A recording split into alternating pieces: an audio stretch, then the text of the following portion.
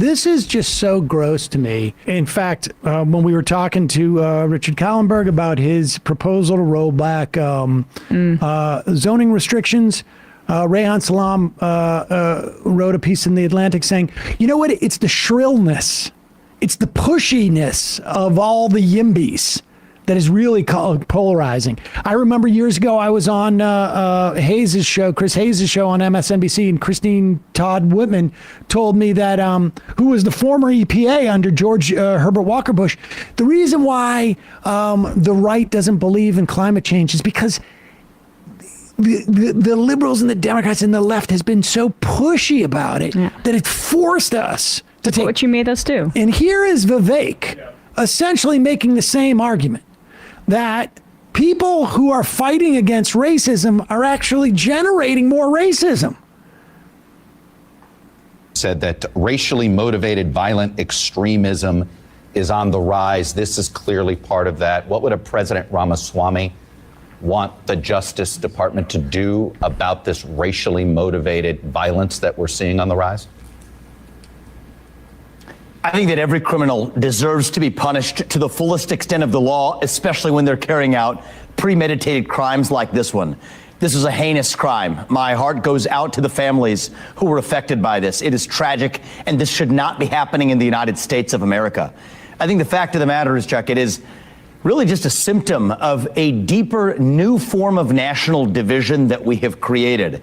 And I think one of my top jobs as the next U.S. president is really to lead with now, a pause it for a second, because I want you to really pay attention to this, because this is what the right will always do, and this is what they're doing these days, whether it's in this context, whether it's in the context of CRT, whether it's in the it is always like it's an individual act. And then it's about division that has, and there's sort of like a certain passivity about it. Except when they're Muslim. Except when they're Muslim. Then it's a part of a larger ideology. Or even when that shooter that was trans. Then it's a part of a larger mental illness. So they pick and choose. Right.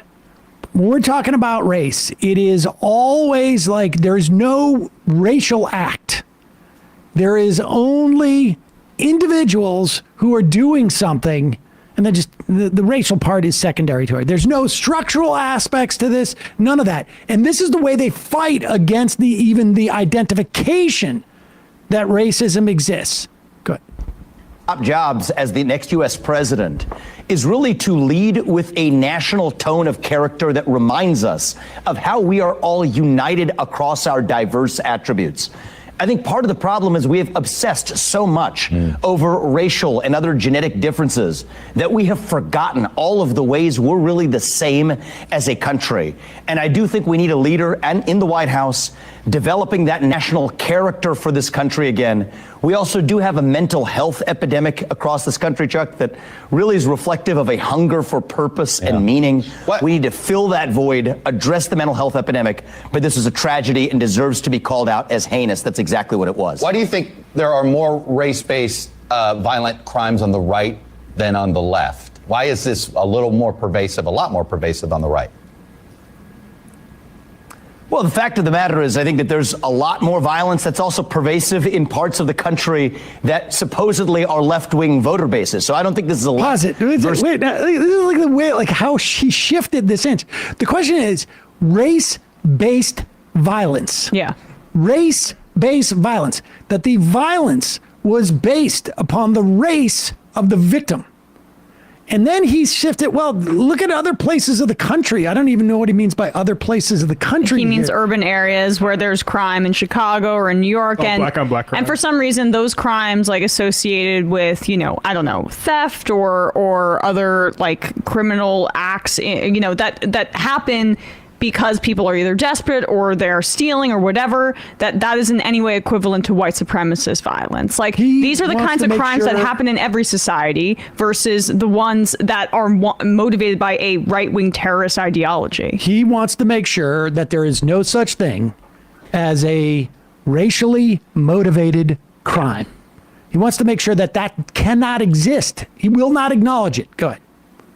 of the country that supposedly are left-wing voter bases. So I don't think this is a left versus right issue, and I don't think we should try to politicize this through partisan goggles either, Chuck, especially in the wake of a tragedy like this one. The fact is there are more black men dying on the south side of Chicago. Do you ignore the elements that allowed this manifesto to spread online, and that what we're, it does feel as if social media connects some of these hateful ideologies? Well, the fact of the matter is I do think we have two standards that we're even applying if we're having a conversation about manifestos. We still have not yet even seen the manifesto of that transgender shooter in Nashville of a Christian school, and yet here we're focusing on the motive. So if we want to look at this through a politicized lens, let's look at what the political media and the political establishment is doing differentially in how they analyze different crimes and then create a new narrative around it. The fact is, what I said in the Nashville shooter case, I will say here. Any killing, any mass killing is heinous. We need to get to the root cause of the mental health epidemic, address that. We need leadership that sets the right tone in this country. Can you pause it, actually? I'm sorry. So the root cause, the mental health epidemic, right? But not for the trans shooters manifesto that he just mentioned there. That, we have to get to the root cause of that. But this is just like another mental health thing. Let's not politicize that. And I'm sorry. White supremacy is not a mental health issue. Now, does anybody who commits this kind of act of violence probably have to have some sort of mental health problem? I would say 100% yes. That is very likely the case. But he says we have to get to the root cause here. No, the mental health part is the secondary element. The motivating factor being the white supremacy and the racism, that is the primary part that we should be focusing in on. And then he just says that's not relevant for some reason. Let's not politicize it, but keep going. Okay. We need leadership that sets the right tone in this country. But if we are going to talk about manifestos and politicization, Chuck, I think it is incomplete not to look at the absence of releasing that Nashville shooter manifesto even as of today. That's why I personally traveled to Nashville to call for it. And that, I think, is the best evidence of real politicization in terms of what the public sees and what the public doesn't. I want to apply one standard for everybody. I don't want to look at this through partisan goggles. I want to look at this through one standard of the rule of law for everybody. You believe racism is a mental health issue? Well, I do believe that racism in many cases is manufactured in a way that creates more racism in this country. I cannot think of a greater way, Chuck, of driving racism in this country than to take something else away from someone based on the color of their skin. And so is there existing racism in the United States? Of course there is. But those last burning embers of racism, the last thing I want to do is throw kerosene on it. And yet that's exactly what I believe the modern culture is doing by creating race-based quota systems that deny people access to goods. So this is all where it is. This is that racism to him is both a new phenomena created by people's racial awareness and also just the burning embers, right? Like, we burnt the house down and people have gotten burned. There's no house there anymore, essentially. And he doesn't want to re-inflame that by rebuilding the house, essentially, on some level for people. Maybe that's a poor metaphor. The point being that he's sitting there basically blaming racial attacks on the idea that people want some sort of racial justice. Now, of course, we just had the Supreme Court roll back affirmative action. And if what he said was true, then a killing like this wouldn't have taken place, because the racist would be like, finally, now I can let go of my racism. I'm not going to, because the kerosene's been taken away by the Supreme Court. And he doesn't want to politicize it, but he also doesn't want to address the swastikas that were painted onto the gun he used after writing a manifesto to go after black people. So you don't want to talk about it is the reality. Yeah, don't politicize it. I'm on my way to Tennessee right now. Yeah, exactly. For a shooting that happened 5 months ago, and when also the same thing, the mental health element is exactly what you described, Sam. It's individualizing racism, and then when you do that, then there's no structural racism whatsoever. Then it's just about the individuals. and we shouldn't politicize it or draw larger conclusions about trends in this country. And then we don't have to address it at all because it's always an individual issue. Of course. Oh, and by the way, we're not going to do anything about mental health care either. Don't support socialized medicine. Don't support people having access to any to therapists through making it a guaranteed right to have health care in this country. So we'll say mental health just as a way to obfuscate and make it so individualized and atomized, but we won't do anything to address that either. Let's go to clip number 5. Vivek basically went from Tuck Chod over to CNN, or vice versa. I would imagine they went to Meet the Press, then to CNN, but I don't know. Here is Vivek, still rhymes with cake, making his claim. Well, here he is, Anna Bash.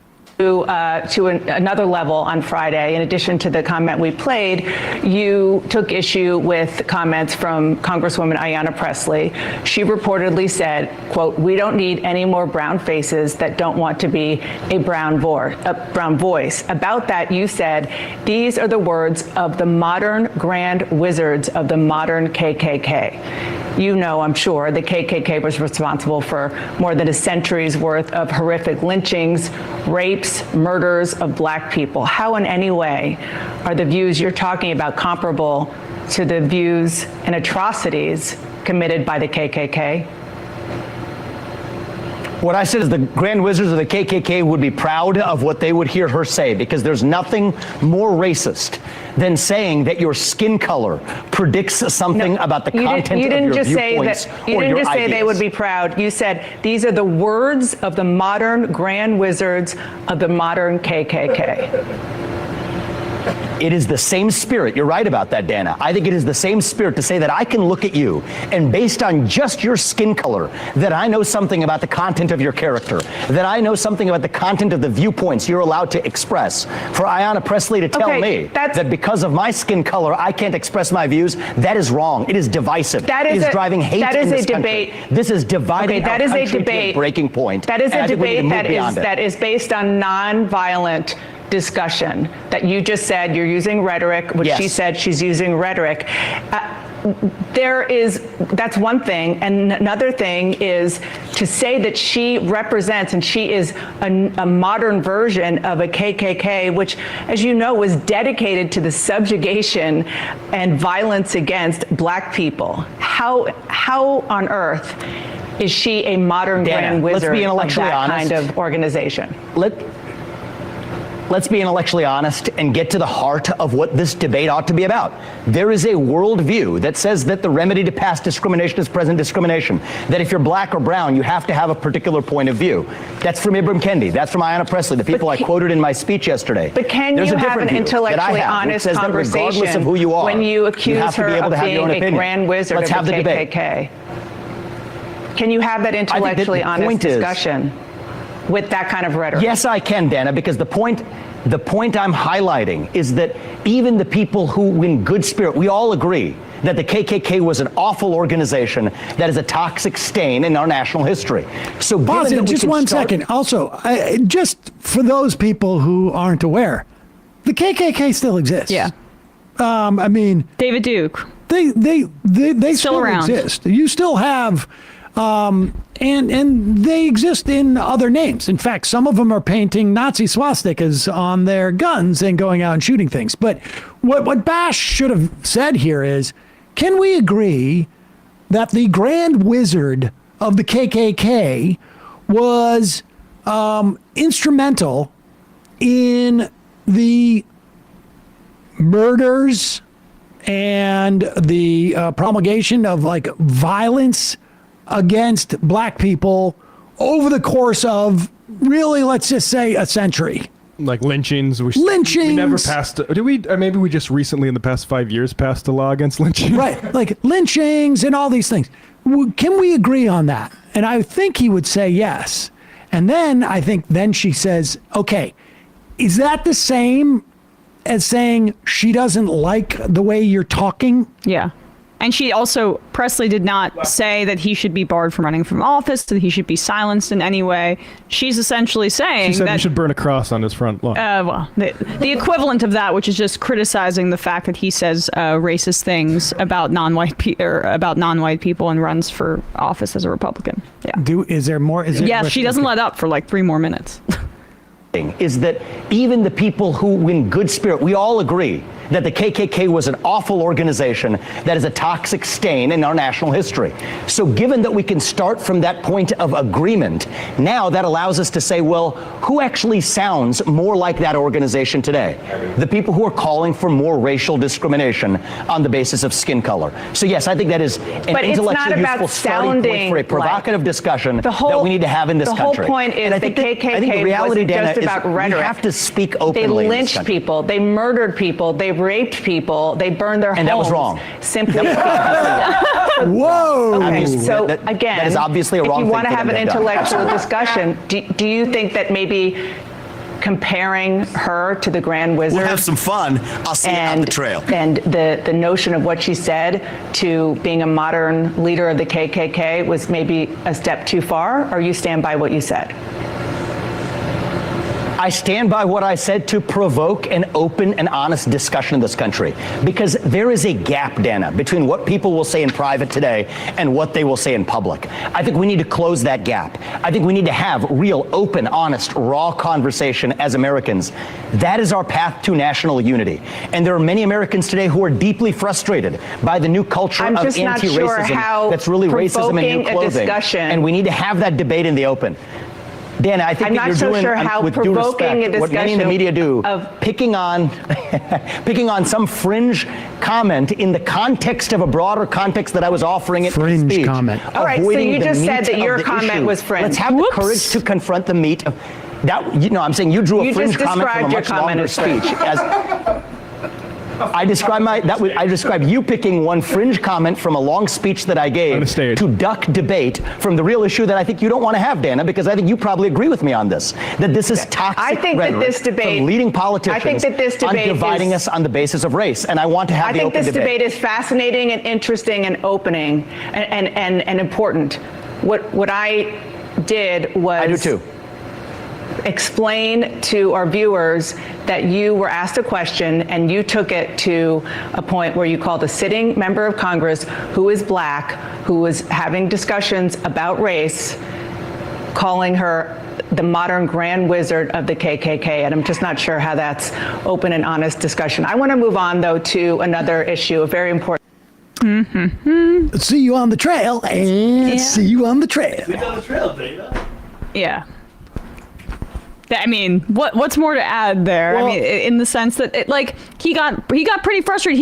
He meant to say fringe comment in my speech, right? It wasn't the main thrust of it, but you still said it. You still said it publicly because you knew and you thought that you could have this do what Tucker Carlson or other right wingers do, where you make a comment to particularly rile up the white supremacists that might be following you, and then have plausible deniability later. And she called him out on it. I mean, what's interesting to me about this is Vivek has been cultivating before, I think the past few months, early on, was cultivating a particularly black following on YouTube, I noticed. And I'd be curious, was particularly early Malcolm X, was he a grand wizard too? Was Stokely Carmichael, were they a grand wizard? Let's get into actually this history there. Because I wouldn't the Nation of Islam, I don't subscribe to all their racial views, to say the least, but to call them the KKK is just such a it's a denial of white supremacy. It's a denial of the level of violence that we're talking about, but also the whole structural dynamic in the society. But then to call a congressperson a black woman too, Ayanna Pressley, that's on purpose. Oh yeah. I'm sorry, Dana, but you are basically highlighting the dog whistle, and but you're not supposed to be hearing the dog whistle. I was trying to be like MLK when I called that person a grand wizard of the KKK. Yeah. I was just saying we should all not see race.